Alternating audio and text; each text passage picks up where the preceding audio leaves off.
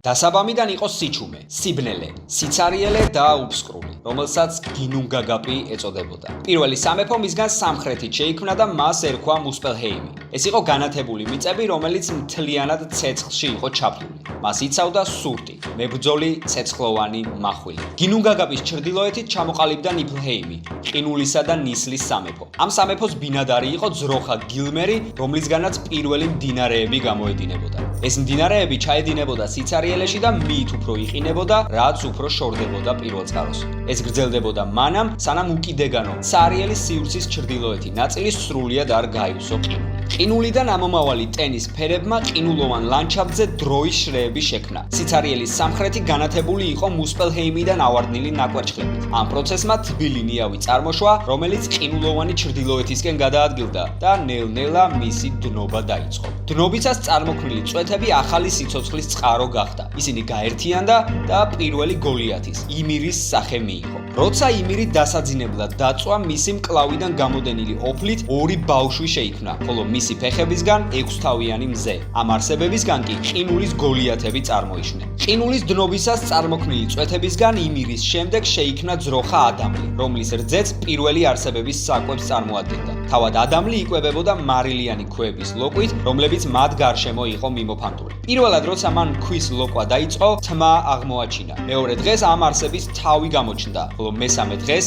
თელის ხეული. ეს იყო გოლიათი ბური, რომელსაც შეეძინა ვაჟი ბიორი. ბიორი დაქორწინდა დევქალ ბესლაზე, ჯეიამის ქალიშვილზე. მათ გაუჩნდათ სამი ვაჟი, უფროსი ოდინი, შემდეგ ვილი და ბოლოს ვე. ძმებმა გოლიათი იმირი მოკლეს, რომლის ჭრილობებიდანაც სისხლის დიდი ნაკადი წარმოიქმნა. ყველა ყინულის გოლიათი ამ ნაკადში დაიხრჩო. ეს ბიბლიური წარღვნის ანალოგი იყო. მას მხოლოდ ბელგერმირი გადაურჩა, რომელმაც კიდობანი ააგო და წარღვნას ცოლთან ერთად დააღწია თავი. ოდინმა და მისმა ძმებმა იმირის სხეული ცარიელის სივრცის ცენტრში წაიღეს, სამყარო შეექმნა. ზღვები და ტბები იმირის სისხლისგან წარმოიშვა, ხოლო მიწა მისი ხორცისგან, მთები ძვლებისგან და კლდეები კბილებისგან, თავის ქალისგან, ცა, რომელიც დედამიწის 4 მხარეს გადაიჭიმა. იმირის ხორცისგან ასევე წარმოიშვნენ ზღაპრული ჯუჯები, ქონდრისკაცები, რომლებიც განლაგდნენ სამყაროს სხვადასხვა მხარეს. თითოეულ მათგანს აქვს თავისი სახელი: აღმოსავლეთი, დასავლეთი, ჩრდილოეთი და სამხრეთი. ძმებმა აიღეს მუსპელჰეიმისგან აცხრეტილი ნაპერწკლები და ქარვის ქვები, რომელთაგანაც ვარსკვლავები შექმნეს და ცაზე ისე განალაგეს, რომ მხოლოდ ღამით ყოფილიყო შესამჩნევი. ასე ამოქმედდა დრო.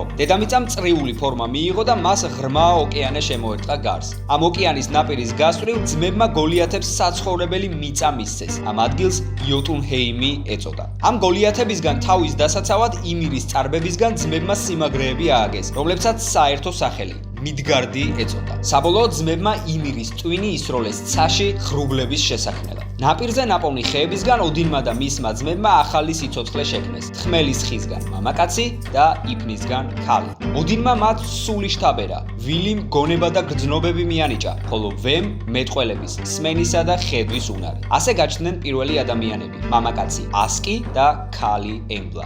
ღმერთებმა მათ საცხოვრებელი მისცეს მიდგარდში და ის დღემდე ადამიანების საცხოვრებელს წარმოადგენს. თავისთვის კი ძმებმა სამყაროს ცენტრში დიდებული ქალაქი ააშენეს, რომელსაც ასგარდი უწოდეს. ოდინი ასგარდის მმართველი გახდა და ცოლად ულამაზესი ფრიგი შეირთო. მათ შეეძინათ შვილები, ღმერთები, რომლებიც ასგარდში ცხოვრობდნენ. ასე გახდა ოდინი ყველას მამა, ღმერთებისაც და ადამიანებისაც. სხვადასხვა სამყაროსა და სამეფოს დასაკავშირებლად ღმერთებმა შექმნას ხიდი, სახელად ბიფროსტი. ადამიანებისთვის კი უბრალოდ ცისარტყელა. ამ ხიდთან ცხოვრობს ჰეიმდალი, ღმერთების დარაჯი, რომელიც ბიფროსტს თის გოლიათებისგან იცავს. მას აქვს ოქროს კბილები და განსაკუთრებული მხედველობა. ის შესანიშნავად ხედავს დღისითაც და ღამითაც. ასევე ფლობს საყვირს, სახელად გიალარხორნს, რომლის ხმაც ყველა სამყაროში ისმის. იოტუნჰეიმში გოლიათ ნორვის ყავდა ქალიშვილი, სახელად ღამე. ღამეს კი ყავდა ვაჟი, სახელად დღე. ოდინმა დღეს და ღამეს ეტლები უბოძა და დაავალა მათ ემოძრავად ციის გარშემო. ღმერთებმა სოლი, იგივე მზე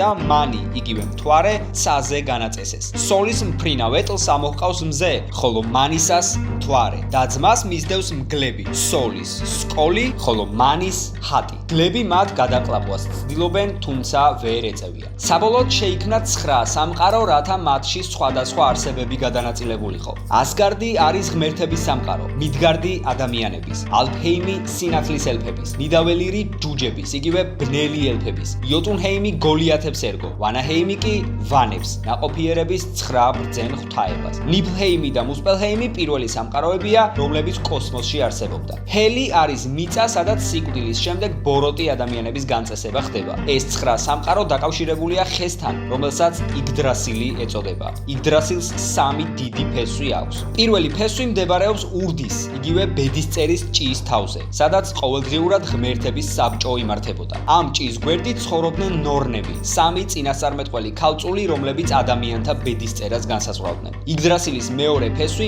მიმირის, იგივე სიბრძნის ჭასთან მდებარეობდა. მესამე ფესვი კი ყველაზე ქვევით, ჰველგერმირის ჭასთან, სამყაროს პირველი მდინარეების წყაროსთან. მას მუდმივად ღრღნის დრაკონი ნითჰოგი. იგდრასილის თავზე ზის გიგანტური არწივი, რომელიც ფრენისას ფრთების რხევით ქარებს წარმოქმნის. ციყვი რატატოსკრი დარბის იგდრასილზე და აკეზებს მათ, თამაშობს რა შიკრიკის როლს არწივსა და ნითჰოგს შორის, როცა ისინი შეურაცხყოფებს უთვლიან ერთმანეთს.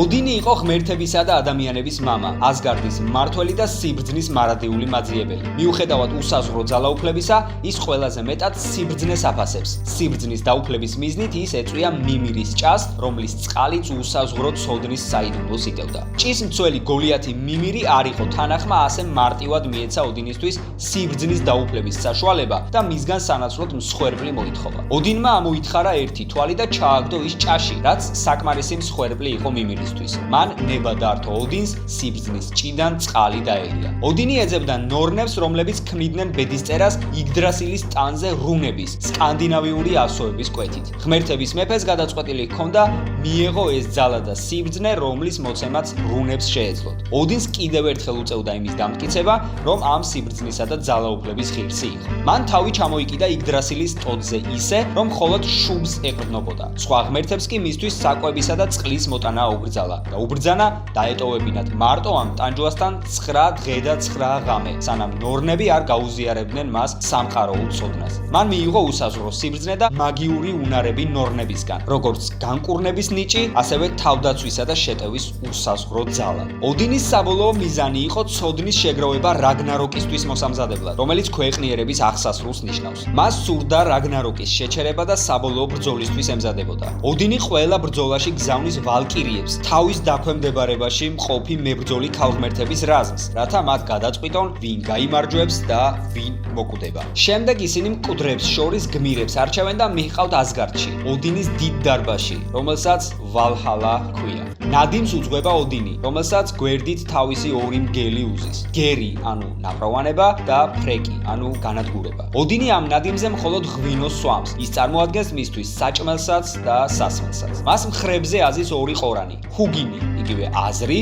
და მუნინი, იგივე მეხსიერება, რომლებიც ყოველ დღე მზის ამოსვლისთანავე მიფრინავენ სამყაროს ამბების შესაგროვებლად, რომელთაც ოდინს ნადიმის დროს ყურში ჩურჩულით უყვებიან. დაცემულ მეომრებს, რომლებიც ვალჰალაში მოხვდნენ, ეინჰერჯარები ეწოდებათ. ისინი ყოველ დღე ერთმანეთს მეგობრულ ბრძოლაში იწვევენ. რაგნაროკის დროს ეინჰერჯარები დარბაზიდან გამოვლენ და ღმერთების მხარდამხარ დადგებიან სამყაროს გასანადგურებლად აღმდგარი ძალების წინააღმდეგ. თორი არის ოდინის შვილი, კაცობრიობის მცველი, ჭექაქუხილის ღმერთი და უძლიერესი ღმერთთა შორის. მას ბრწყინვალე, წითელი ფაფრის მსგავსი თმა და უზარმაზარი ვარდისფერი წვერი აქვს. ის ცის ირგვლივ თავისი ეტლით დაფრინავს, რომელშიც ორი ჯიხვი ჰყავს შეგრული. თორს გულუბრყვილო და ფეთქებადი ხასიათი აქვს. ამიტომ იგი ხშირად ხდება ლოკის ხუმრობების მსხვერპლი. თორი დაქორწინდა ქალღმერთ სიფსე, რომელიც თავის თავს ლოკის ხაფანგის მსხვერპლად თვლიდა. ცფიერების ღმერთმა ჩათვალა, რომ სახალისო იქნებოდა სიფისთვის თმის გადაპარსვა. როცა თორმა თავისი ცოლის გადაპარსული თავი იხილა,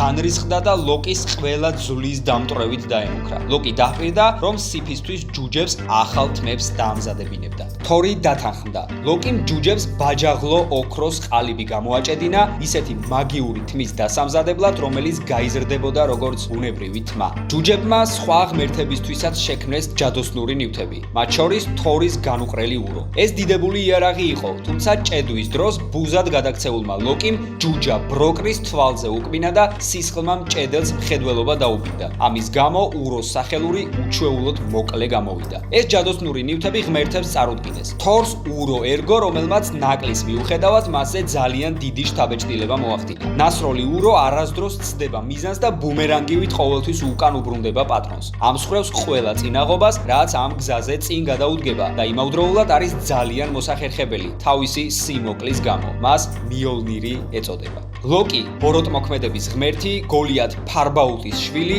ზოგჯერ აესირის, იგივე ცის ღმერთს და დასის მოკავშირეა. ზოგჯერ კი მის წინააღმდეგ მოქმედებს. იგი ხშირად ჭკუაში ჯობნის და მახეში აბამს თორს, რითიც კარგად ერთობა. გარკვეული დროის შემდეგ ლოკი უწყინარი და ხუმარა ჯამბაზიდან ასების, ცის ღმერთების ტრად იქცა. მას ყავდა რამდენიმე შვილი, მათ შორის გიგანტი ქალი ჰელი, რომლის სამეფომაც სახელი სწორედ ამ გიგანტი ქალისგან მიიღო. ლოკის სხვა შვილებიც ყავდა, მათ შორის მიდგარდის გველი, იორმუნგანდი, თორის დაუძინებელი მტერი და გიგანტი მგელი ფენრირი. ლოკი ასების მტრად საბოლოოდ მას შემდეგ იქცა, რაც მოაწყო ოდინის შვილის, ბალდრის, ყველაზე ლამაზი ღმერთის მკვლელობა. როდესაც გარდაუვალი დაღუპვის საფრთხე იგრძნო, ბალდრი წავიდა თავის დედასთან, ფრიგთან დახმარების მისაღებად. ფრიგი მას ისეთი უნარი უბოძა, რომ ვერც ერთი მატერიალური იარაღი ზიანს ვერ მიაყენებდა. ღმერთებმა სახალისო შეჯიბრი გამართეს. ისინი ბალდრს ესროდნენ ისრებს, რომელიც ხალისობდა იმაზე, რომ უვნებელი რჩებოდა. ლოკი შეშურდა ბალდრის დაუმარცხებლობის,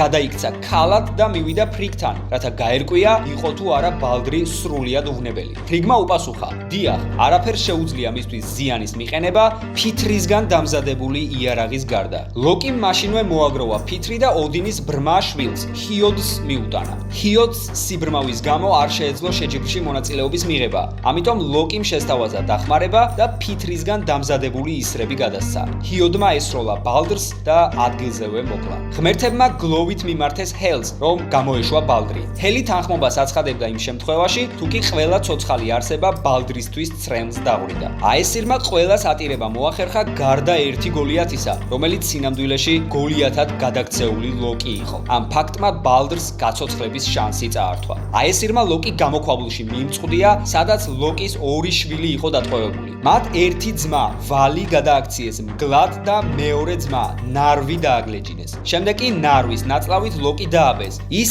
კლდის სამ ნახრეტებიან ფილაზე გადაჭიმეს. ამის შემდეგ შემოიყვანეს უზარმაზარი გველი და ლოკის თავთან ჩამოკიდეს. ეს გველი ლოკის სახეზე გამუდმებით შხამს აწვეთებს. თუმცა ლოკის გვერდიდან არ შორდება თავისი ერთგული ცოლი სიგინი და ის თასს უშვერს გველის შხამს, რათა ლოკის სახიდან აარიდოს. ის აქ რაგნაროკამდე იქნება დაბმული, ხოლო რაგნაროკის დროს გათავისუფლდება და შურს იძიებს. რაგნაროკი არის ბოლო ჟამი, როდესაც ღმერთები ქაოსურ ძალებთან ბრძოლაში კვდებიან და სამყარო ცეცხლში იწვის. ის იწყება სამწლიანი ზამთრით, რომლის დროსაც მთელს სამყაროში ბრძოლების სერია გამძვინვარდება. ძმა ძმის წინააღმდეგ იბრძოლებს, წაიბილწება მეფობის სიწმინდე. შემდეგ მოვა სამწლიანი ზამთარი, რომელიც მოიტანს უწყვეტ თოვლსა და მსუსხავ ქარებს. ამ სამწლიან ზამთარს ბევრი ვერ გადაიტანს. მზეს ჯაჭვებისგან გათავისუფლებული მგელი ფენრირი გადაყლაპავს, ხოლო ვარსკვლავები ზეციდან გაქრებიან. დედამიწაზე მიწისძვრები გააქტიურდება, რომელსაც ლოკის შვილები, მონსტრები გამოიწვევენ. ფენრირი თვალებიდან ცეცხლის მფრქვეველი გახდება და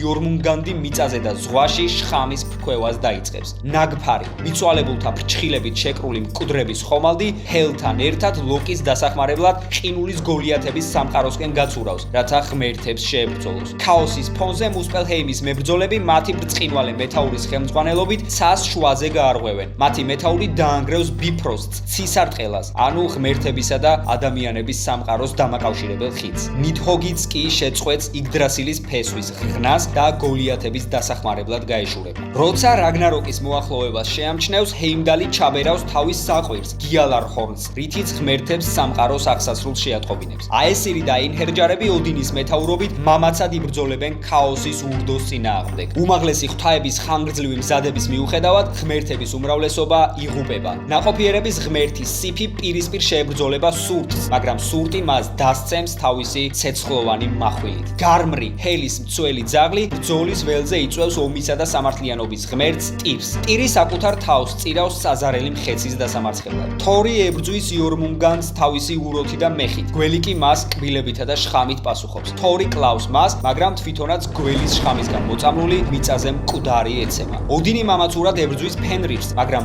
გელი იმარჯვებს, კლავს და შთანთქავს ღმერთების მეფეს. ვიდარი, ოდინის ვაჟი, დაინახავს რა მამის სიკვდილს, გლისკენ გაიქცევა. თავისი ჯადოსნური ფეხსაცმლით დააბიჯებს ფენრირის ქვედა ყბას, შემდეგ კი პირს გაუხევს და მოკლავს. ჰეიმდალი ებრძვის ლოკის. ისინი ერთმანეთის დანებით დაიხოცებიან. საბოლოოდ სურტი თელს სამყაროს ცეცხლში გაახვევს. თუმცა ძველი სამყაროს განადგურების შემდეგ შესაძლებელია ახალი სამყაროს დაბადებაც. ამას ის ნახავს, ვინც რაგნაროკს გადაურჩება. შესაძლებელი გახდება დანგრეული სამყაროს თავიდან აშენება. ოდინის შვილები, ვიდარი და ვალი გადარჩებიან და ასგარდის ნანგრევებში ბინადრობენ. მათ მოგვიანებით შეუერთდებიან თორის შვილები, მაგნი და მოდი. ისინი აქ ერთად ინახავენ მიოლნირს. ჰიოდი და ბალდრი ამოდიან ქვესკნელიდან და იგონებენ ძველ კეთილ დროს. ასევე გადარჩება ორი ადამიანი, რომლებიც ხოდმიმის ხოლტის ტყეში იმალებიან და ხელახლა ამრავლებენ ადამიანების მოდგმას. სიკვდილის შემდეგ მზესაც რჩება მემკვიდრედ ქალიშვილი. ასევე არანაკლებ ბრწყინვალე და მშვენიერი, რომელიც ცაზე დედის საქმეს გააგრძელებს. ახალი სამყარო აყვავდება